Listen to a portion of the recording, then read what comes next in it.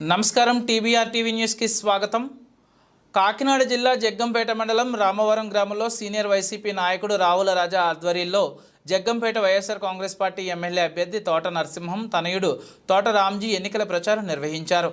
రామవరం గ్రామానికి విచ్చేసిన నరసింహం యువనాయకుడు తోట రామ్జీకి వైఎస్ఆర్సీపీ శ్రేణులు ఘనస్వాగతం పలికారు. గ్రామంలో ప్రతి వాడవాడ తిరిగి సీఎం జగన్మోహన్ రెడ్డి అందించిన పలు అభివృద్ధి సంక్షేమ కార్యక్రమాలను ప్రజలకు వివరించి కరపత్రాలను పంపిణీ చేశారు.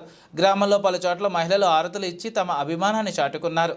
ఈ సందర్భంగా తోట నరసింహం మాట్లాడుతూ అన్ని వర్గాల వారికి సంక్షేమం కొనసాగాలంటే మరలా జగన్మోహన్ రెడ్డినే ముఖ్యమంత్రి చేసుకోవాలన్నారు.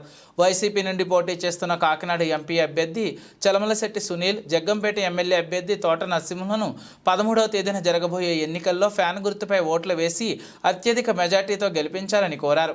ఈ కార్యక్రమంలో వైసీపీ సీనియర్ నాయకులు అత్తులూరి సాయిబాబా, కరుటూరి వీర్రాజు, కొండ్రోతు పెడియ కార్యకర్తలు తదితరులు పాల్గొన్నారు.